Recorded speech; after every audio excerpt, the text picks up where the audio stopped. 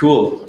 Yeah, so I guess today I want to go over some brief updates that we've been doing on the mesh class inside SimPEG and pulling that out so that it can be used by a couple different people, and also we can look at it and make updates to it sort of in a more granular form. Another thing we're going to talk about today is the massive pull request that we have waiting to go from dev to master, and so this is also one of the ways that we can maybe mitigate some of those in the future.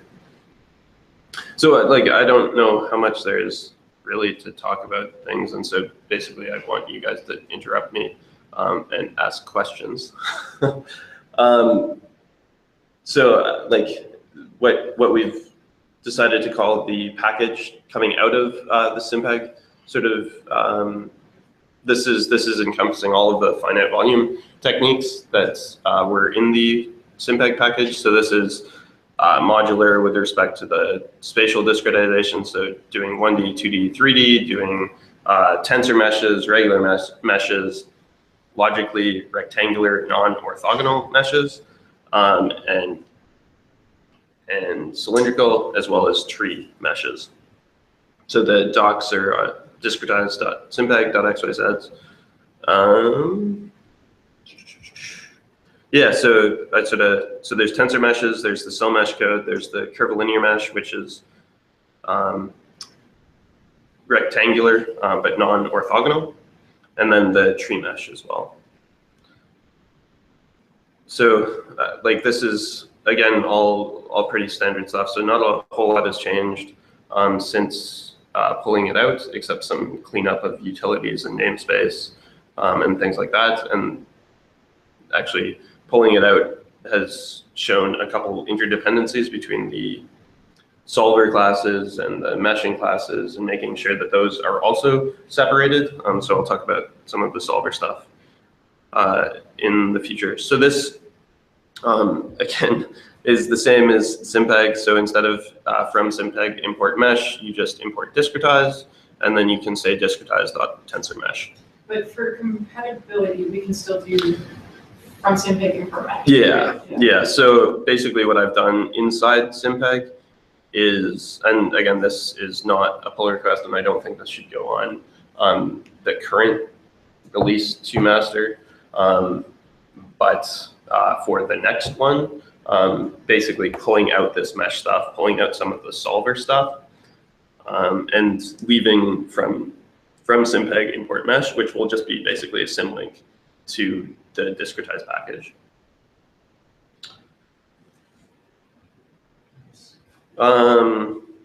Couple other things, I actually made some work at making the gallery look a little bit nicer using some open source tools. Yeah, hopefully we can add a couple other examples here.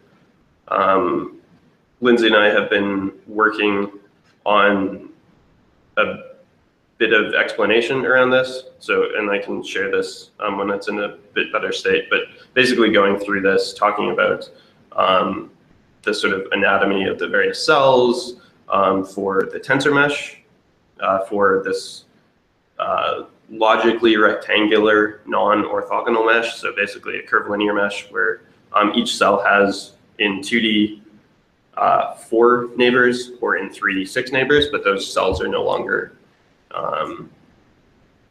orthogonal with respect to themselves or the Cartesian axes, as well as the work on the octree stuff, which a bit more about sort of the hanging faces, hanging nodes, and how we deal with that.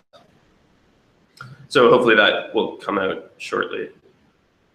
Another thing that Lindsay and I did is we wrote a tutorial for the finite volume leading edge, or for the leading edge on finite volume techniques, especially in weak form. So I'll share this when it's in like a slightly better state on the SimPEG drive, and then hopefully we'll publish it somewhere as well. If not, it will be in my thesis. Yeah, so another part of this when I was pulling things out is that for the tests, I needed some access to the solver utilities, but I didn't want to make discretize dependent on SimPEG. I wanted it to sort of be the other way around. So I also spent some time working up the pymatsolver, which just making it sort of, it was split between SimPEG and pymatsolver. So like sort of complicated solvers were in pymatsolver and the simple ones were in SimPEG. So I just sort of put all of them into pymatsolver. Again, this is not actually live inside SimPEG, so SimPEG is still standalone, but now all of that code produced in pymatsolver. So it actually does sort of LU solves, like triangular solves. It wraps some of the SciPy sparse matrices. I think someone wrote a Jacobi solver or a preconditioner in there. Does Paradiso with MKL help. Again, thanks to Dave and Joe for that. And then someone on the internet bugged me about keeping mumps in there, so that's still in there as well. Although the mumps one does not work on pip install, it should work on like into the main repo and just say make mumps or make mumps Mac, and I've left some notes in the README. So hopefully that will help out. I don't know, is there anything? In terms of Windows? Oh yeah, I don't know, maybe Joe, you can talk to that about so one of the things that we were trying to do is make the install, especially the pip install, a little bit easier and more tested on both Windows and Linux and Mac machines. So I got the tests up and running on AppFair, which is a testing continuous integration testing platform for Windows, as well as on Travis. And so those are now working after burning about a day and a half of my time. So it should be sort of working on Windows. I had some problems getting the tree mesh stuff working for the Python solver when I was for some of the numbering inside inside Windows. And so I think, Joe, you might have fixed that just now, actually. Yeah, I had run a few tests, but it was doing something weird. So I'm going to look at it when I get back to my computer at home. Because like I said, I had it working there, and I just made a few changes because I think I remembered what I did. I don't think I caught all of it. So I'll look at it when I get back. Okay. Have you been using the tree mesh at all? I mean, I just ran the tests on Windows side, and they all passed when I was building it, SimPEG itself, when it was all one thing. So yeah. Okay, cool. Yeah, so hopefully even splitting it out gives a bit more attention and visibility to the various pieces inside the finite volume mesh class that we already have working. And we can continue to push on that type of stuff. Cool. I don't know.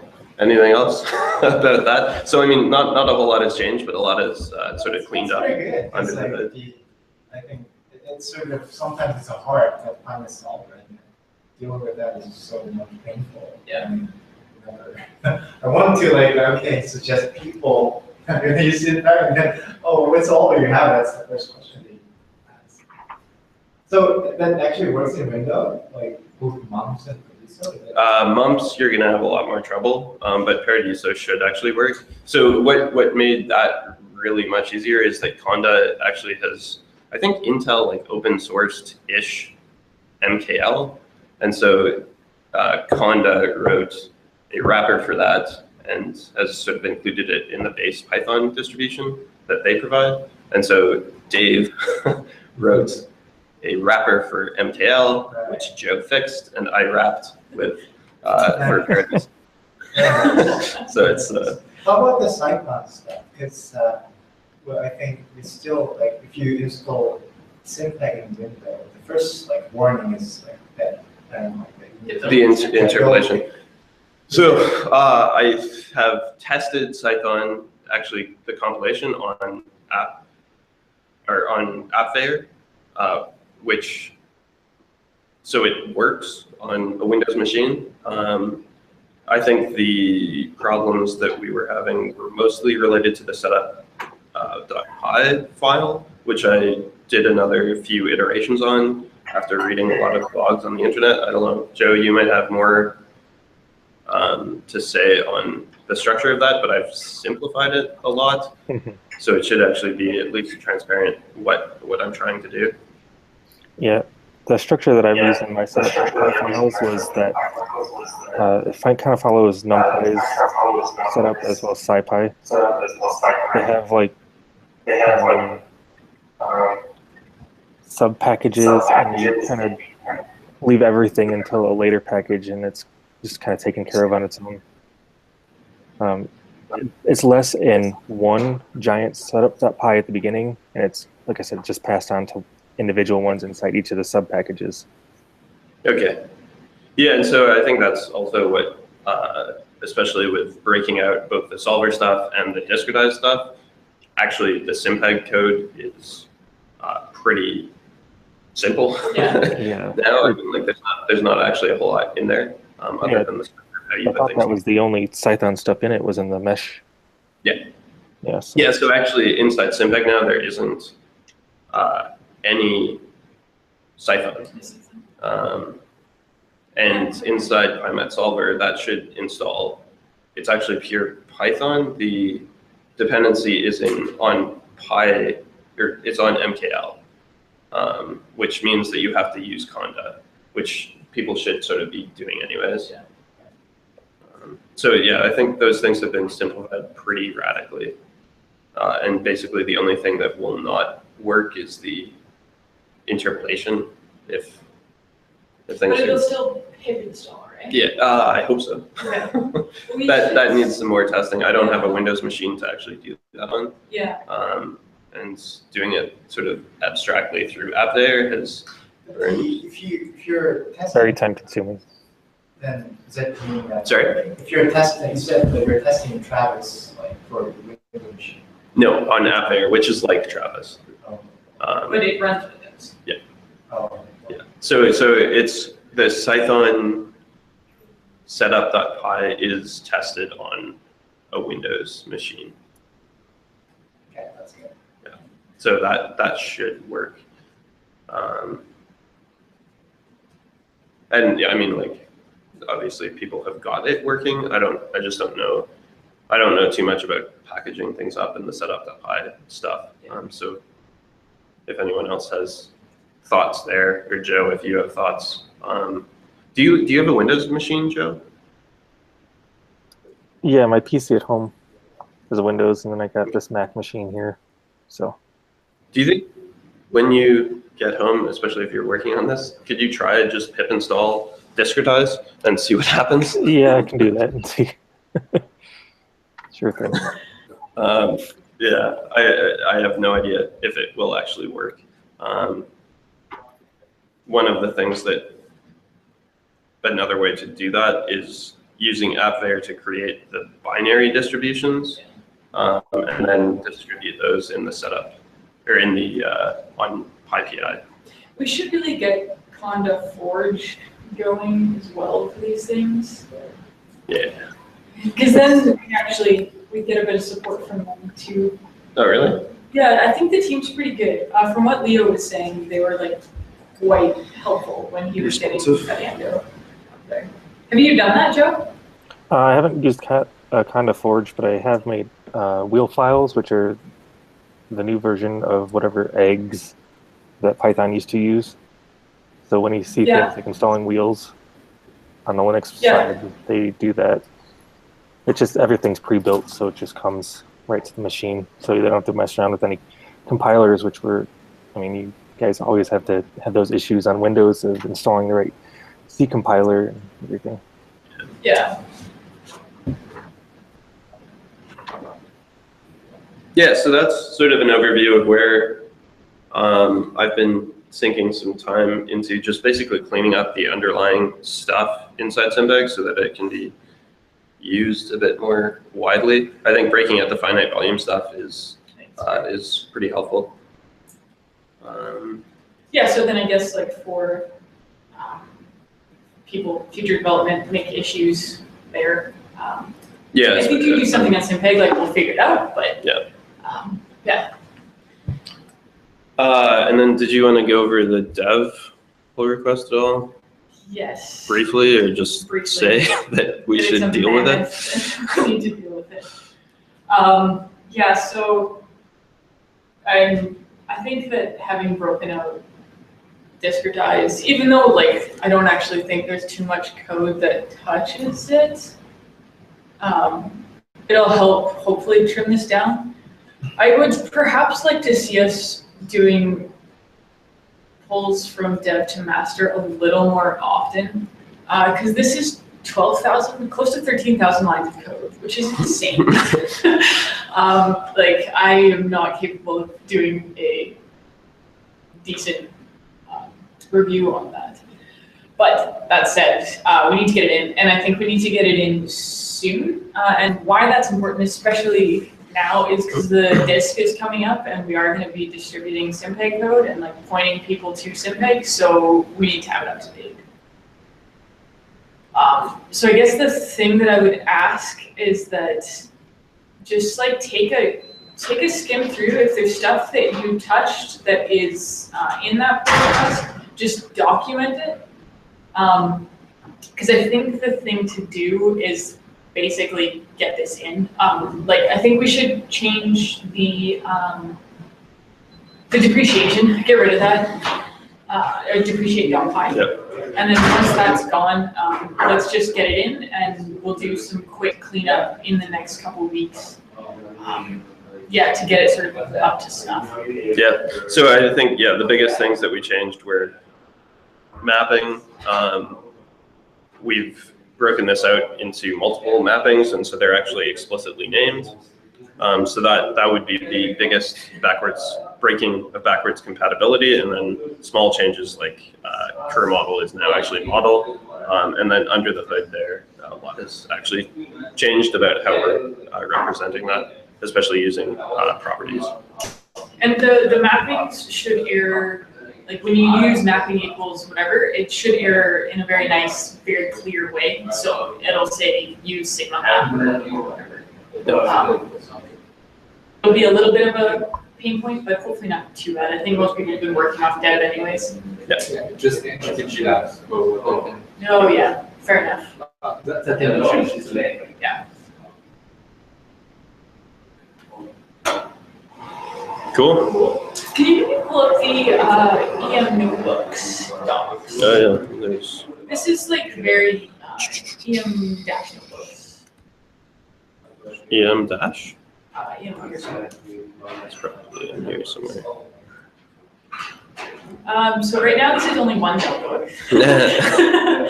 But with the discourse coming up, there's sort of two distributions that we are doing of code. One is the EM examples that is currently under the UBC GIF organization. And that's all the apps. And then the other thing I would like to see is like a handful of examples that we consider to be like a good programmatic use of SimPEG, so that people can actually get up and running, in particular with the EM code, because that's what the course is about. So this is just a simple example.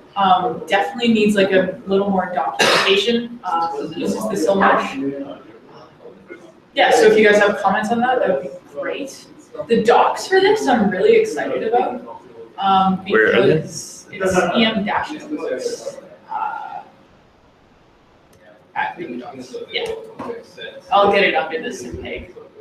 This page is built entirely from the notebook, which is slick. So there's a few things to like clean up. If you follow that edit on GitHub link, it won't take you anywhere right now.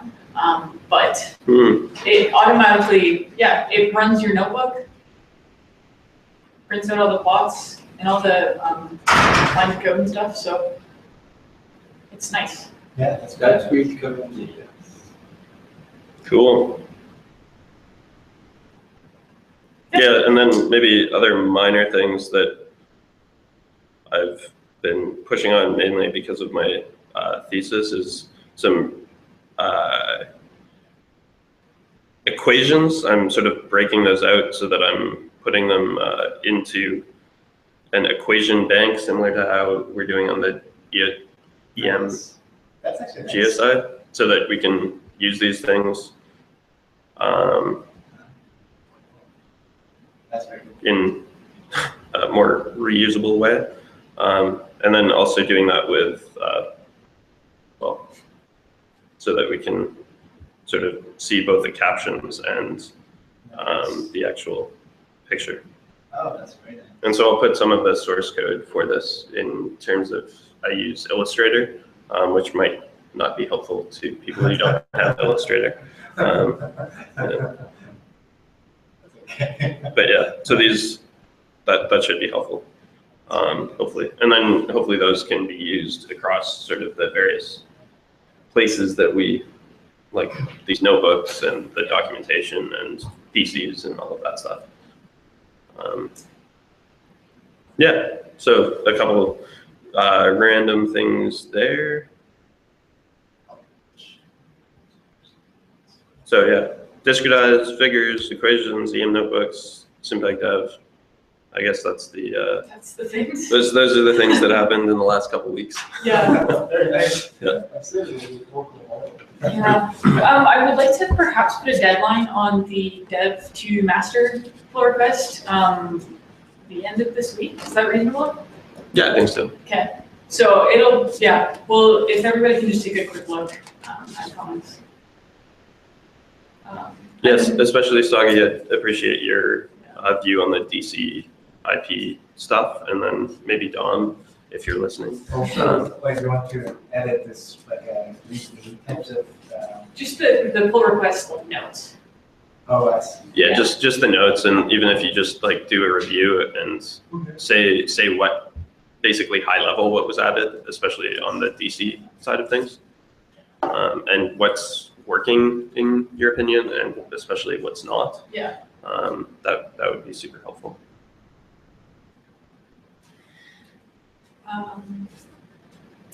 Yeah, and then the last thing, Joe, we are going to be in Denver on the 30th. So the disc is going to be on the 30th, and then we will be there for basically 2 days doing like disc related stuff. So day one will be the course, and then day two will be around chatting, hopefully working with you guys. I would really enjoy catching up and doing some SimPEG. So Actually, another Who's all thing. coming down? Sorry? Who's coming down? it'll be myself, Sagi, and Doug. Okay. Yeah, yeah. Is that It's not very disappointment to you? Fair It's not everybody. Yeah. And Joe, another thing that I've been sort of pushing on is a big refactor on the Richards equation stuff. And so that's actually a lot cleaner. And in terms of, you can now invert for any physical property, and it actually makes sense. Before I was sort of like baking in concepts of log conductivity, and that's been fixed. And actually, Sagi, you might be interested in the way that I'm functional models for like nonlinearity or like dependence, in your case in IP, on frequency. Mine is dependent on the fields. Yeah, your case is much nonlinear. Yeah. Mine's actually like fine. Yeah. It's not interacting with the field, Yeah. so. But it might, like the way that I structured it might be helpful for you, so I can go through that at some point if you're interested. Yeah. But yeah, Joe, if you're at all interested in the Richards equation stuff, it actually is, and there's a couple examples. I think it's on like refactor flow branch. Yeah, I'll check it out. Refactor flow. Or ref/flow or something like that. Cool. Yeah, is there anything else you guys want Joe, any updates from you? Not too much really. Just working on my iPad all over break and working on my notes and being like, okay, I got to figure out the derivative of a matrix times a vector, where the matrix has the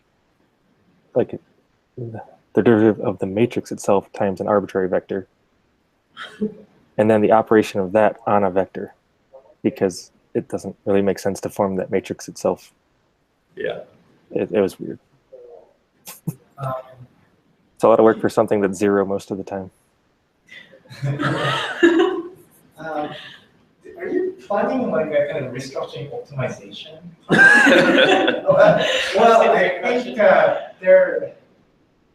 Well, I think I think it works as a first order way. Yes. But as I'm using through, there are, I think it's not a problem with code, but that's just how we're dealing with the problem. So. Well, and the code is dense. Yeah, that's sort of fine, but yeah. I think maybe order of operations, there's some, I think the composable objective function work that Lindsay's doing is probably a first step to that, in that we've been sort of renaming and restructuring how we're accessing derivatives and second derivatives. And that's one of the big things in the optimization code, that it's sort of the way that you interact with it. It gets all three of the function evaluation, the gradient, and the Hessian at once, which is a little bit different than most optimization packages, especially SciPy, is they actually say that you should get those separately. And so that's like one of the ways that we can start to go in that direction, is just changing up that interface so that we can at least use external optimization packages. Is probably actually better than wrapping our own entirely.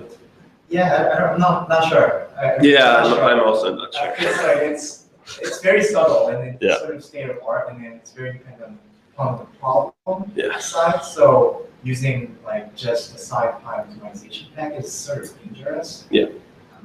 I think I'd like at least the option, especially on like some of the easier ones. I also am not sure what happens when you go in around with all of the various parameters and change things as you're like moving in the inversion. Which is what we do through the directives. Okay. But yeah, so I think that's like farther down, but has been on the list for at least 2 years. And other comments was I got an email from Seismic Jan. Well, he's a student. And Okay. what he asked was like, so he looked through the EM code, potential field code, and stuff, and what he found out, the field class is very different. So like, you're trying to write the seismic code, for instance, like acoustic or modeling. And he was asking what should I do for it? Like, and also survey is very different. Like, Between the various packages. yeah, between the various like prompts. So I was asking like, what should I follow? I didn't know the answer, so you should figure it out. That was my answer. But so yeah, I think that it's probably. And then he's from like pretty serious group. So they're doing large scale seismic. Which group? It's Korean university, Okay. but they're like relatively famous for a full-blown version. Okay. But I think it's starting for modeling. But that's probably a good place to start in just having a good formal code. Yeah. And I think he knows probably like all this knowledge about how they're doing. Yeah. That's an important thing. So. Yeah, but I think current field class, I don't know how well, like how good it is to handle large scale, like for instance, modeling. I'm not sure. For instance, I'm pretty sure Brandon may not use the field. No, I think. No, I don't think he has. Yeah, I mean, I would say that the EM structure is probably the best to follow. It's also the most complicated. Yeah. And fields and surveys. So that was the fields and the surveys. I mean, yeah, I would say The survey for EM is in reasonably good shape. For frequency domain, it's pretty minimal though. We don't actually have much there. But like in terms of having sources as classes, actually the time domain code for this survey, there's not a whole lot there, but I think it's in reasonably good shape. Yeah. Because that we've separated out, which could be quite useful for SimPEG, we've separated out the waveform from the source. Yes. And you pair those things. Right. So like those kinds of ideas are actually still like in a reasonably simple form because it hasn't grown too much yet. That's true.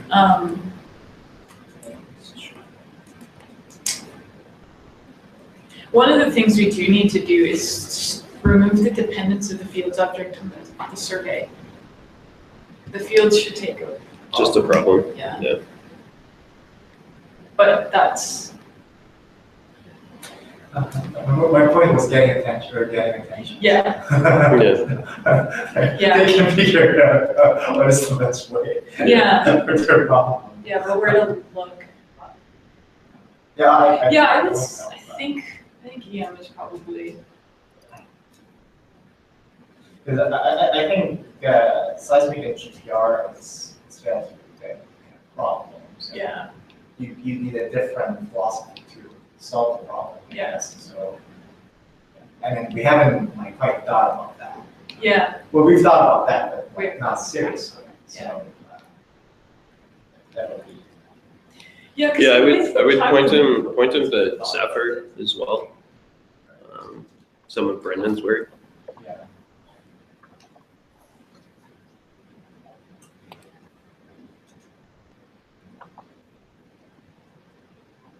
And I think like we've started building towards ideas of like checkpointing and things like that in the fields object. None of that is implemented, but like I don't know, we've thought about it a little bit. So I mean that could be something like we could have a conversation with him too about. Yeah, I think that would probably be the Yeah. Best. I let him know the slides. Yeah. Yeah. Probably actually see what they're doing. Yeah. I don't know him, so probably need him in on that. That's exciting. Oh, and then the HEU presentation was pretty good. Oh, good. That's exciting.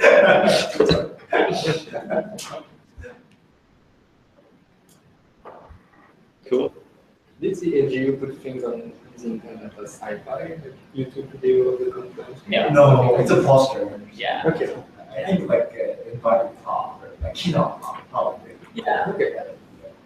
You're on Facebook. I don't know why. Yeah. Anyways.